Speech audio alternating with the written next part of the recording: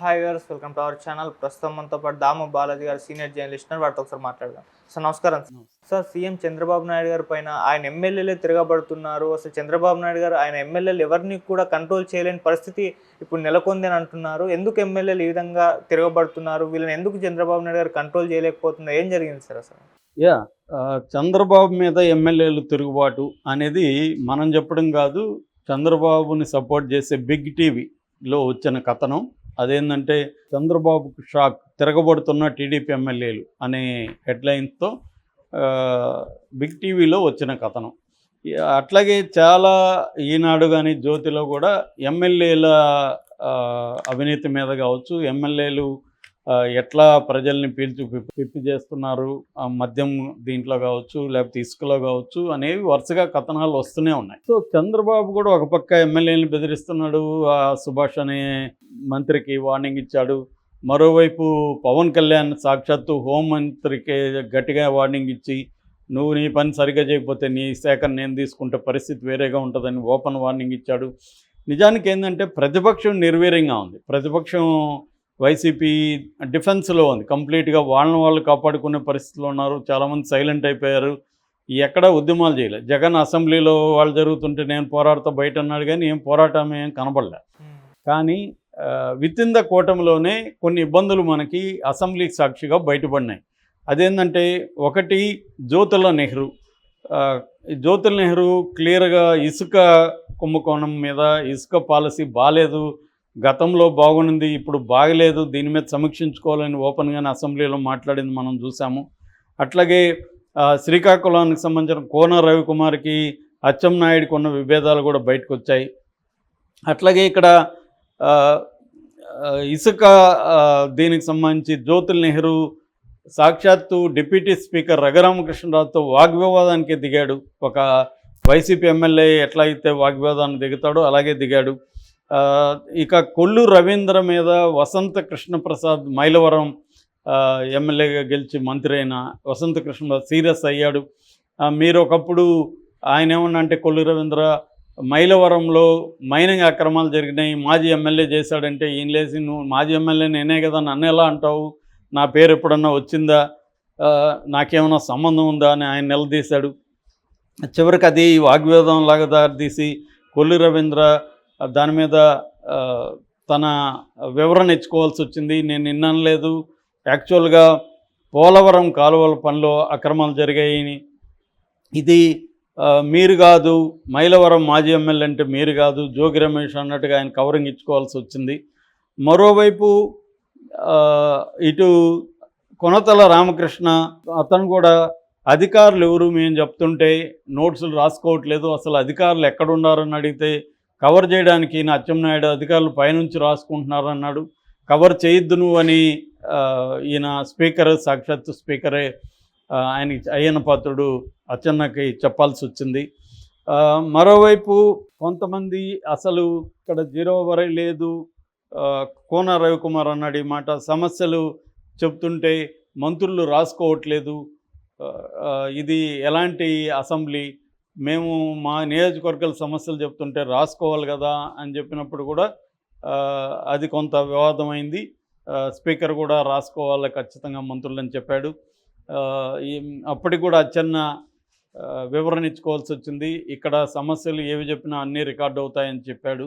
అంటే ఇక్కడ ఏంటంటే ఎప్పుడైనా అందుకనే ప్రతిపక్షాలు ఉండాలి. ప్రతిపక్షాలు ఉంటే కొంత ఒళ్ళు జాగ్రత్తగా పెట్టుకొని అధికార పక్షం వాళ్ళు ప్రిపేర్ అయ్యేసి వస్తారు, సమాధానాలు రెడీగా ఉంటారు, ఇవన్నీ ఉంటుంది. అందుకనే ఎప్పుడైనా ప్రజాస్వామ్యంలో ప్రతిపక్షం ఎందుకు ఇంపార్టెంట్ అంటే అధికార పక్షం యాక్టివ్గా పనిచేయాలి. మనకి ఎప్పుడైనా ఎనిమి ఉంటే మనం యాక్టివ్గా ఉంటాం, మనకి ఎదురు ఉంటే మనం యాక్టివ్గా ఉంటాం.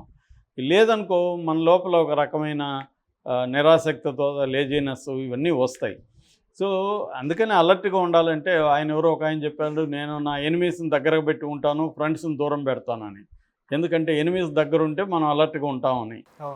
సో అట్లా ఇప్పుడు ప్రతిపక్షం లేకపోవడం, ఇందులో జగన్ పెద్ద తప్పు చేశాడు. జగన్ అసెంబ్లీకి వెళ్ళుంటే జగన్ ఇప్పుడు ఖచ్చితంగా జగన్కి పేరు వచ్చేది. ఎందుకంటే ఇప్పటివరకు 5 నెలల్లో అనేక వైఫల్యాలు కూటమి ప్రభుత్వంలో ఉన్నాయి కాబట్టి వాటిని అంతా నిలదీయడం, హామీలు నెరవేర్చడం మీద ఇచ్చేయడం, ఇక్కడ మనం చూస్తున్నాం కదా, ఈ రేవంత్ రెడ్డికి వ్యతిరేకంగా హరీష్ రావు, కేటీఆర్ ఎట్లా ఫైట్ చేస్తున్నారు, దాని ఎఫెక్ట్ ఇక్కడ మనకు కనబడుతుంది.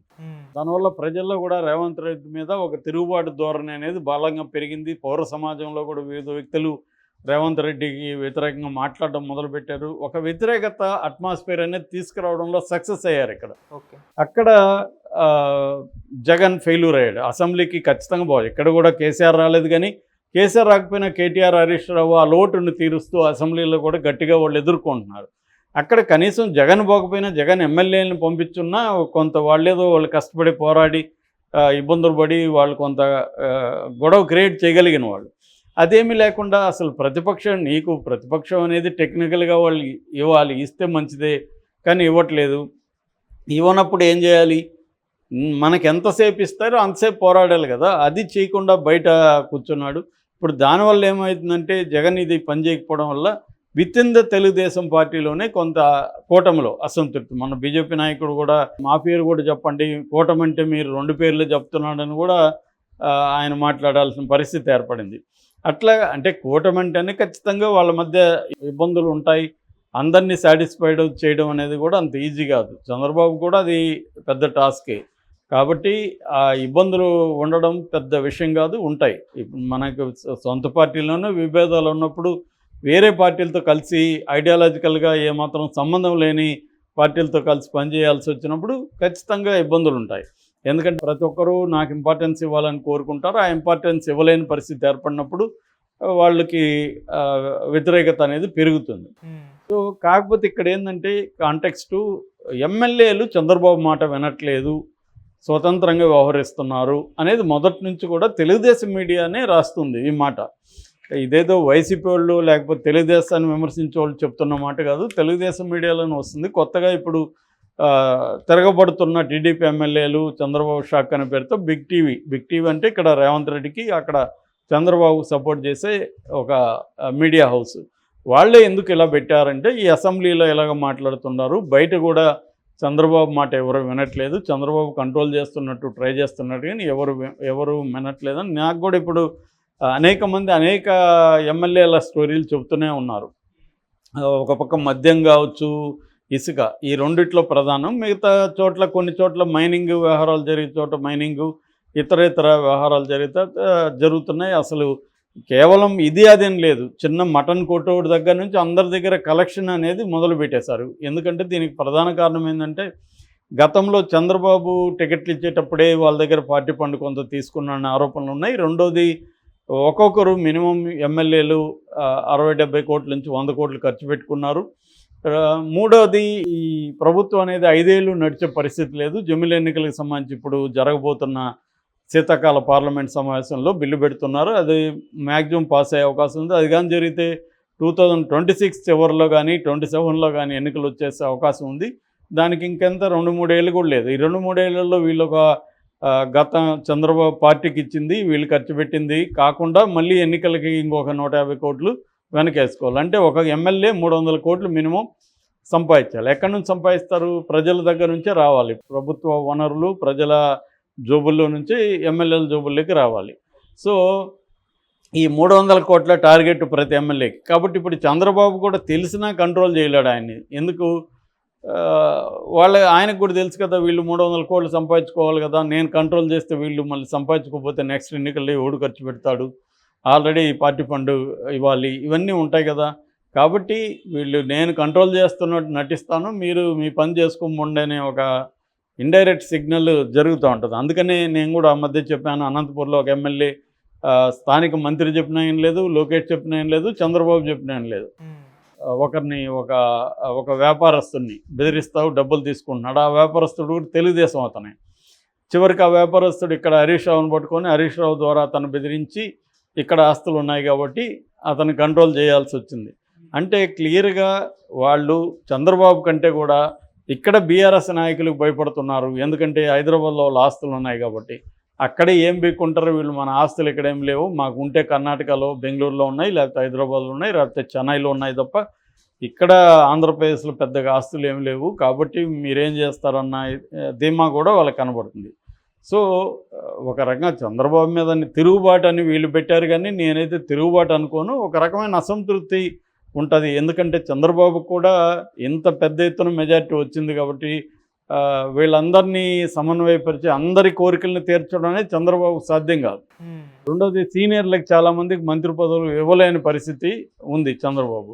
సో కాబట్టి అట్లాగే చాలామంది ఏంటంటే పదవులు ఆశిస్తారు. 5 ఏళ్ళు ఇబ్బందులు పడ్డారు కదా జగన్తో, 5 ఏళ్ళుగా పదవులు లేవు కాబట్టి ఇప్పుడు పదవులు కావాలని కోరుకుంటారు. ఇటు జనసేనకు పదవులు ఇవ్వాలి, ఇక బీజేపీ వాళ్ళకి ఇవ్వాలి, తెలుగుదేశంలో కూడా బలంగా 135 మంది గెలిచారు కాబట్టి వాళ్ళందరికీ పదవులు ఇవ్వాలంటే చంద్రబాబుకి సాధ్యం కాదు. కాబట్టి అసంతృప్తి అనేది అనివార్యం. దాన్ని జాగ్రత్తగా డీల్ చేసుకుపోవడమే చంద్రబాబు ముందున్న కర్తవ్యం. అంతే తప్ప వాళ్ళేదో పెట్టినట్టుగా ఏదేదో తిరుగుబాటు జరిగిపోయి తెలుగుదేశంలో చంద్రబాబుకి ఇబ్బందికరంగా మారుతుందని అనుకోను నేను. ఎందుకంటే చంద్రబాబు కూడా వాళ్ళని ఎవరిని గట్టిగా అయితే ప్రెజర్ చేయడు, చేస్తున్నట్టు ఊరికే బిల్డప్ ఇస్తారు తప్ప నిజంగా వాళ్ళని కంట్రోల్ చేసే పరిస్థితి చంద్రబాబు కానీ పవన్ కళ్యాణ్కి ఎవరికి లేదు. ఇది ఇట్లాగే జరుగుతూ ఉంటుంది.